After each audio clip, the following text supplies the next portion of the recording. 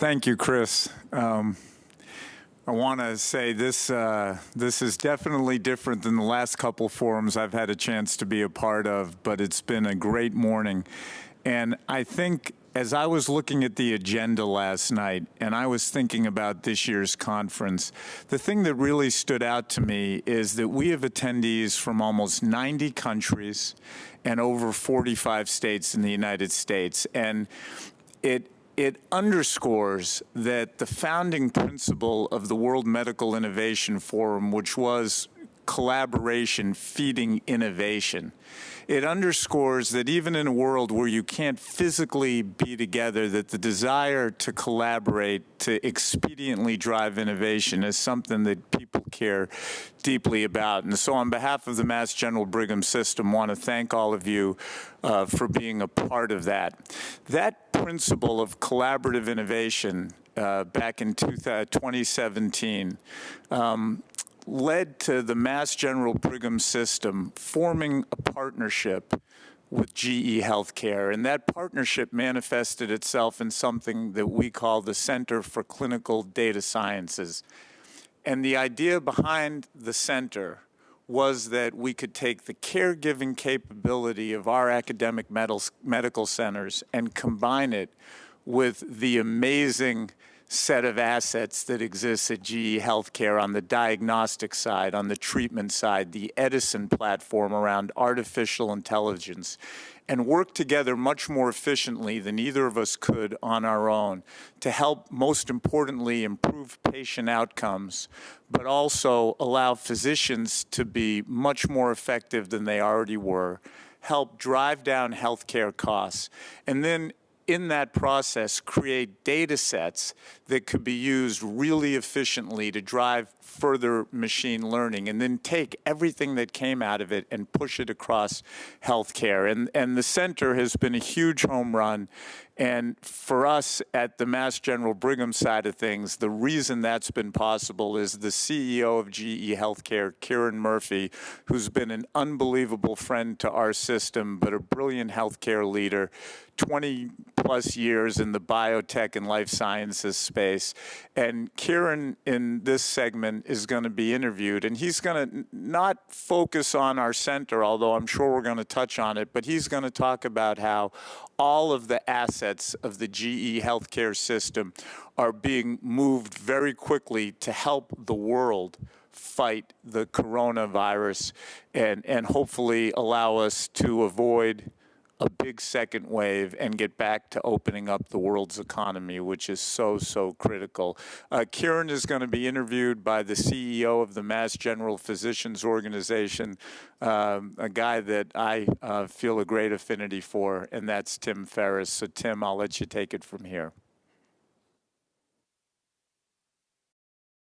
Kieran, what a pleasure it is to have you with all of us today and to let us give this the opportunity to hear you reflect on the past 2 months and your hopes and aspirations for the future. So Kieran, I'm just going to get right into it here and start off by asking you, the past 2 months has stimulated some really remarkable partnerships and collaborations for you that have that you probably didn't think about or imagine happening. Can you tell us about those partnerships? Sure. And first of all, Tim, thank you very much for making me part of this. We're very proud of our partnership with Mass General Brigham, and whilst it's a pity not to be with you in Boston, it's a great pleasure to be here. So thank you very much for that. I guess necessity is the mother of invention, and one thing that COVID-19 required in terms of response was speed. And it's quite clear across the healthcare industry generally, as an ecosystem, if we collaborate well and work well together, we're going to be a lot stronger than any of us individually. And so as we started to think about real customer needs, we formed some great partnerships. Most notably probably with Ford on the production of ventilators, fantastic collaboration using our clinical knowledge, and their supply chain experience was just as fantastic, and it's They're churning out ventilators as we speak. And closer to the ICU, we formed a partnership with Microsoft on their Azure cloud, whereby we put our Mural software on the cloud so that one clinician could remotely monitor several people on ventilators. And that had instant response in the market and allowed people to save PPE and also, of course, save labor generally and improve patient safety. And so we were delighted with that, and we waived all the fees for any of that until next year. Again, Microsoft and Ford both responded so quickly. We worked well together. It was most heartening, actually. That's terrific to hear, Kieran.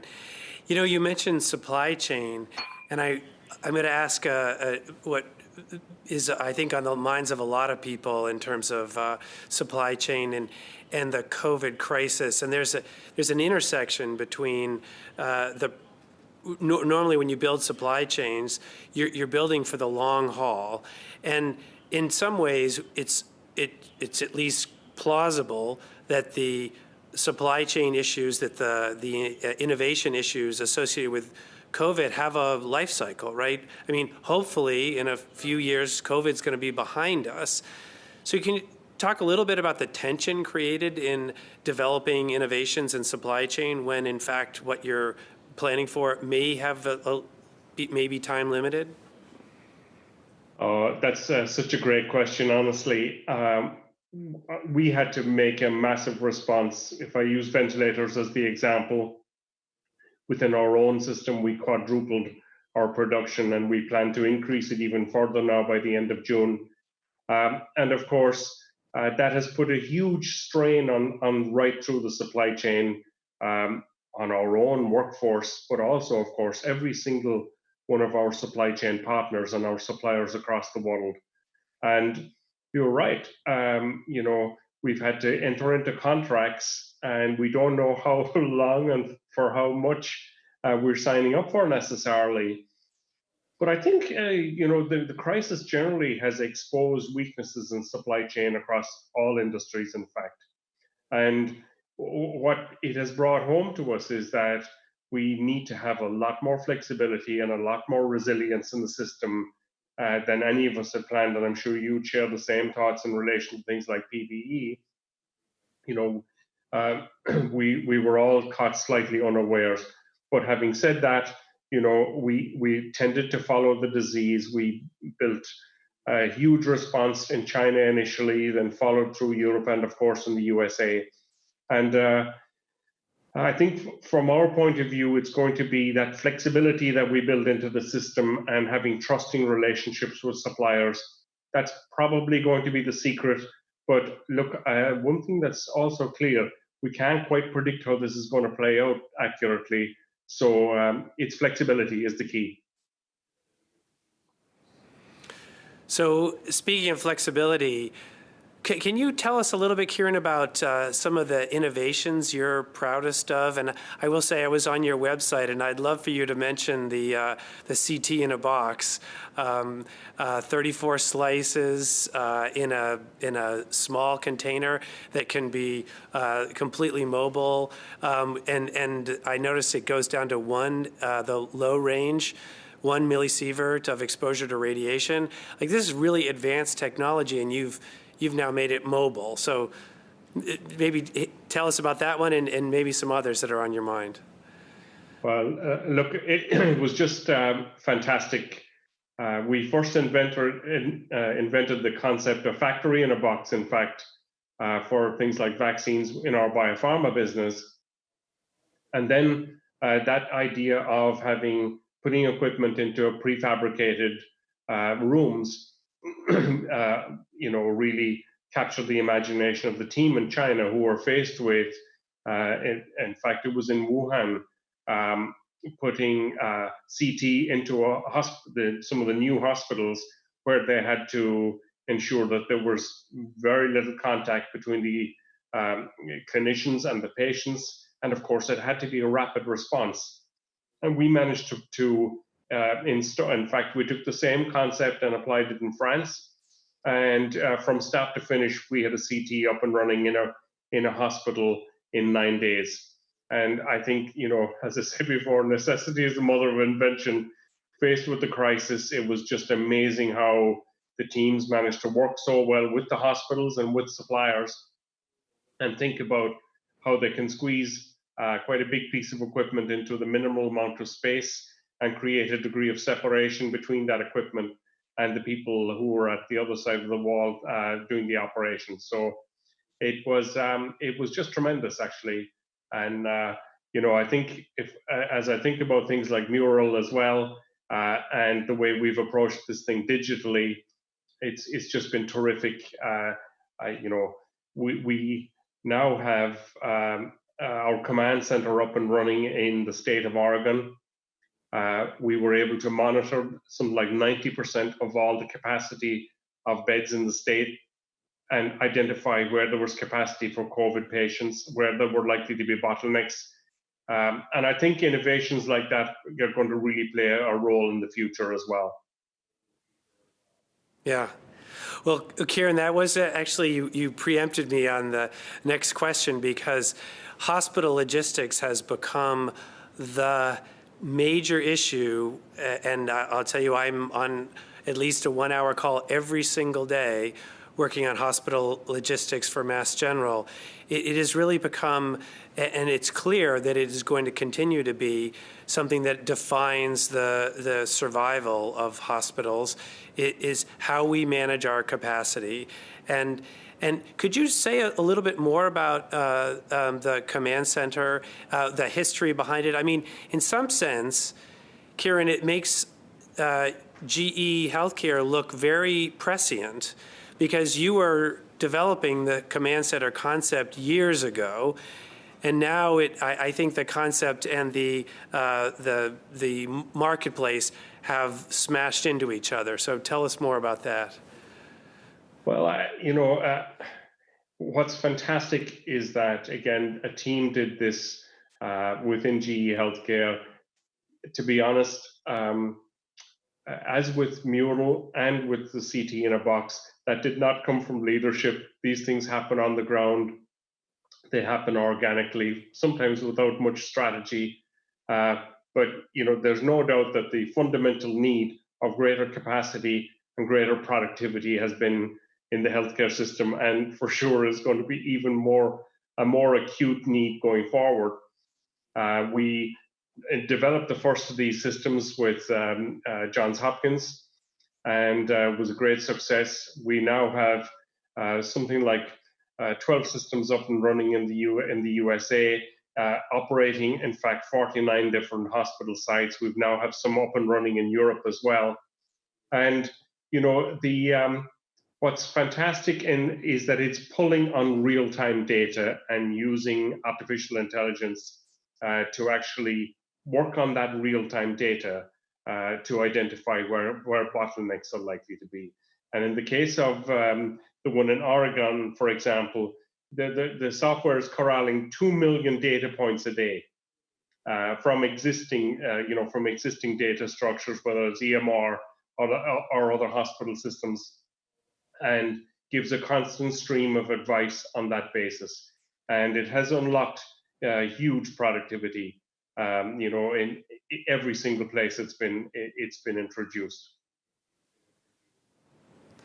Kieran, that's terrific. Maybe you brought up the workforce.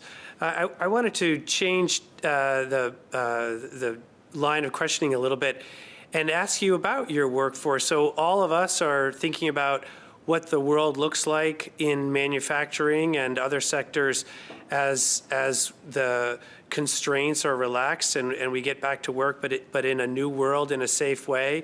Well, you've been operating plants that have been operating right through this. You've already gone through the workplace changes that are going to be necessary. Tell us about what that looks like and what it's meant for your manufacturing facilities. Well, so it has been an extraordinary challenge. We have 5 factories in China. as from day one when this started, we knew we had to create safe working environments there, and all the things that you can imagine as temperature screening, availability of PPE, greater degree of sanitation, hand sanitizers available, trying to create some degree of social distancing. We've managed to replicate that thinking in our European factories, in our US factories, and we have quite big installations in Mexico. And again, in really quite difficult circumstances, I'm just so impressed with the way our own people actually stepped up. They all wanted to go to work. 100% of our service engineers, and we have 9,000 around the world, they showed up for work every single day, sometimes putting themselves in harm's way to ensure that they could keep hospital equipment up and running and do installations and help training and so on. So it was really inspiring to see all that. But the obligation on our side is to reduce their risk as much as we possibly can. And I think we've been lucky and we've been careful in trying to manage our way through that. It's really important, I think, that we turn up the communication in these situations. The one thing leadership, I think, can do in that situation is really try to communicate a lot about the situation the business is in, the need that our customers have. And, all of us in healthcare are very lucky in our purpose is so clear. And, our mission effectively was to respond quickly, and our teams did that in spades. They were really, really fantastic. And so I can't say enough about, the preparation, facing that challenge. It's been really extraordinary. So, Kieran, I'm going to finish up by asking you to gaze into your own crystal ball. I'm sure everyone watching would love to hear from you. What do you think the future holds? And I'll break that down into two questions. What is it the future for the biotech industry that you're a leader in? And I'll hold that and if we have time, I'll ask my second question. But give us what are you seeing in your crystal ball? Well, modular systems, I think, in biopharma come into their own in this situation. So being able to deploy capacity rapidly, being able to manufacture proteins quickly for tests and for vaccines and so on. Modularity and flexibility, but like we said about CT in a box, that's everything. Speed is everything. I mean, there used to be a time when building a vaccine plant cost $300 million in several years, and through our work we've managed to bring that way down. And I think we've brought a lot of that type of thinking of productivity and speed into the way we're trying to respond to these situations. And I'm sure that the same thought is in your mind in terms of the future of healthcare, actually, generally. Yeah, that's great, Kieran. And it looks like I do have time for my last question, which is related to circling back to where we started, and that is collaboration.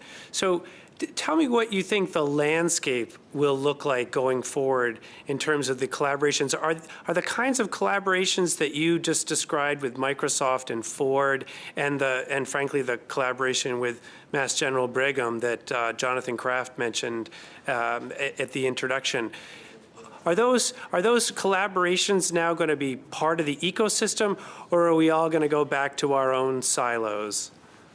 Well, that's a great question. Tim, so the way I describe our business all the time is that we're at the center of an ecosystem striving for precision health. And the reality is, it's when we combine the skills that you have at Mass General Brigham with the GE, with pharma players like Roche, people like Microsoft, the power of bringing different types of skill sets together is extremely powerful. And I think we're just going to see a lot more of that, because no one player can do this by themselves. And I think, if I also come back to the sort of mission and purpose side of this, employees and all of our associates around the world feeling that they're part of something bigger is also amazingly motivating and inspirational. And I think that if we're to wring the productivity and the cost out of the system that we're all going to need actually to happen over the coming years, especially now, as economies are going to be compromised by the COVID crisis, collaboration just becomes more and more important, and we have to be more open-minded and move faster in that direction. Wow, Kieran, that was terrific, and I'm so pleased to have this opportunity to interact with you again this way. I'm sure the audiences around the world were thrilled as well. Thank you so much. Thank you very much, Tim, and I look forward to seeing you in person soon.